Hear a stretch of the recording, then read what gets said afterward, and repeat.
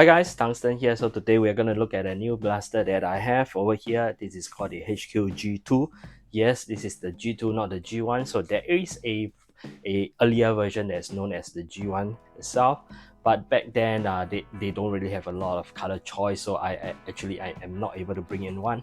So now they actually come out with the G2 with a lot of more color choice, and I am able to get one. So this is the rose gold kind of version. There's one which is I think gold, and of course one that is I believe it's black. I'm not too sure, but anyway, okay, I'll put the link from the China site in the description.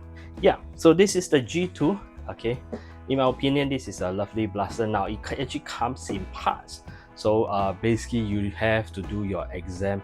No, you have to assemble it yourself, and the assembling process is really an experience by itself. So I will do a full kind of guide for that, but in this video we're just going to go through basically the blaster itself. So if you're interested, do remember to subscribe to my channel, and you can, once I post it up, you can take a look at how this thing is being put together from all the parts and all the screws over there. Right, so there are a lot of things going on for the G2 over here, and I really like it. And now, in fact, for the G2 itself, there are two versions, so you have to be you should know what you're getting over here. So this one is actually the G2 capacity expansion parts already kind of come with it. So basically this is the version whereby it does have the expansion part, especially you can tell from over here as well as this portion over here to tell the difference between the two G2. Right, so that's the very first thing that you want to know. Are you getting the one with the, of course, the capacity expansion? Right. Now, a lot of things are going on with this G2. First of all, the price itself, I pay around 450 SGD. Okay, and I believe that this is actually quite a good middle kind of price point compared to the very entry kind of level, and then the the other side of it is the very expensive one. I think the next one above this is maybe the is it the M20 that it costs about 850. Again, those have different version, and then of course there's the Swing blaster, which again gonna cost about 1,000 plus. Okay, so that's a very different level, and this is, to me, it's like a good kind of price point for the middle ground, and it basically is a kind of full of metal parts, as only the priming bar as well as the handle is kind of plastic, but the rest are actually all, okay, as you can see, metal, and of course the plunger is acrylic itself. Right, okay, so a lot of things are going on. Okay, first of all, it does come with a ball bearing scar, which actually is locked using this mechanism over here. You can just simply unscrew it and you can easily remove it. Okay, so this is something that I like, and in fact this itself is going to value at least okay, more than $30, I would assume, right? If I check the listing by itself, it's going to cost that much. Right, what else?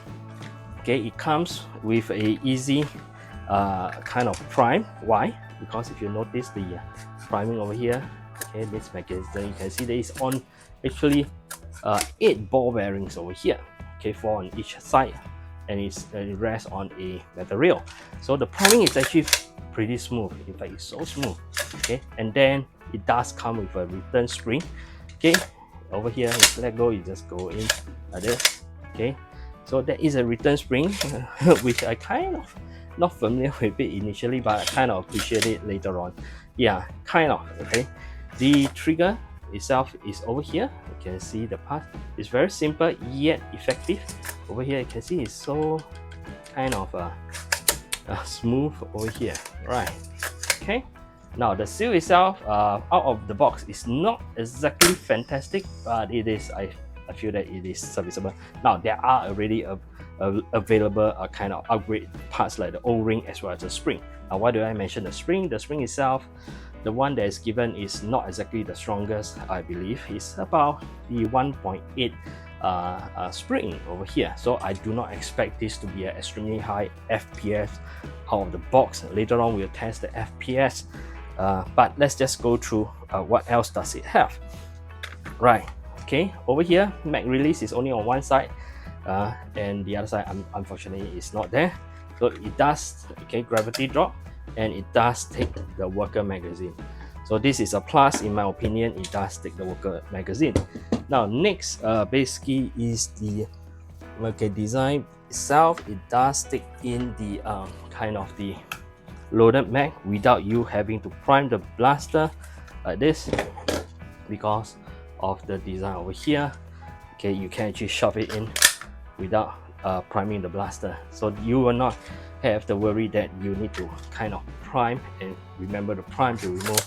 Then you load like this and you can fire off.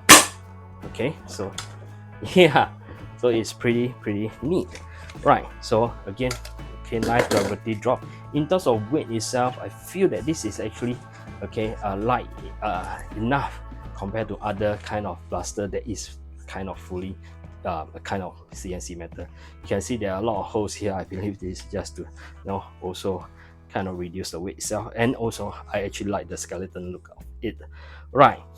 So other than that, okay, the over here, the grip itself, I believe it should be able to take other grips as well. I'm not too sure, I don't have those. And I mentioned that the kind of the trigger itself is actually very easy to pull, very light on here. And the good thing is it is exposed. You can loop this even if it's when you close the blaster itself. Next thing I want to point out is this part over here is rounded. Okay, nice touch, so it doesn't really dig into your kind of your hand over here, which I like. Okay, I believe the G1 have this problem of this is a little bit sharp, right? So now they have rectified it, which is great, right? So stock itself, okay, standard. Okay, you should be able to fit your other stock of your choice, kind of the button of your choice over here. Again, the priming is pretty easy because of the ball bearing, as you can see over here. And again, you can deprime it just, okay, and then you can deprime it easily. Okay, it does come with one side rail over here, only one. Don't have the other side, but I guess it's good enough. Okay, what's great about this G2? The next thing great about this G2 that is you can dismantle this blaster easily into 2 parts or even 3. Okay, there is a lock over here. Okay, probably you can lubricate this a little bit. Okay, so you can just release this portion. Okay, over here. Okay, you can release it, and now what you do is you will want to prime this to the somewhere in the middle. Okay, over here, let me just, okay, then you should be able to kind of fiddle with it, and okay, release this. Okay, so it comes in 2 halves like this. Well, I guess maintenance wise this is good. And to remove this portion itself, we can remove this pin and this pin. It does require a little bit of tool over here for this to be removed, and then you can actually remove it. Now next, what I want to show is basically this spring over here, this portion over here, right? Normally when you fire off, this kind of you'll be kind of loosened by itself. But there is a good design over here whereby it is on a part whereby it actually turns, right? If you look at the assembly, you will know. Okay, so I guess even if the spring is like wobbling, it don't really affect the this portion over here, which is good, right? Okay, so this are the thing about the G2 that I like. I don't foresee myself dismantling this thing that often, but the option is there. So to put it back, you just align it, push it to the middle, and you can actually lock it up. Okay, then fit it all together and like so, right? Okay, so again, all right. Okay, pretty nice, right? So yeah, so we'll go for the FPS test. Okay, like I say, there are already upgrade parts. Okay, for example, the spring itself, this is the 2.0 spring, which will be interesting, and as well as, in fact, the so-called this tube over here, there is a metal version. Yeah, but I do like the transparency so that you can see all the action of this portion over here. Right, so let's go for the FPS, and then we'll come back.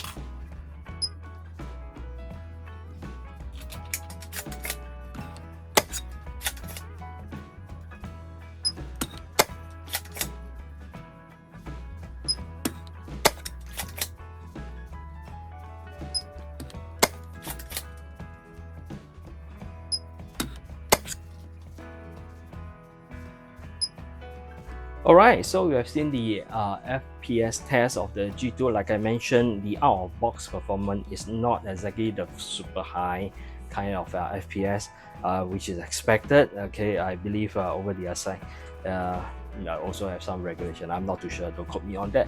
But I'm pretty fine with that performance. In fact, that performance is actually, in my opinion, more than enough for a indoor game.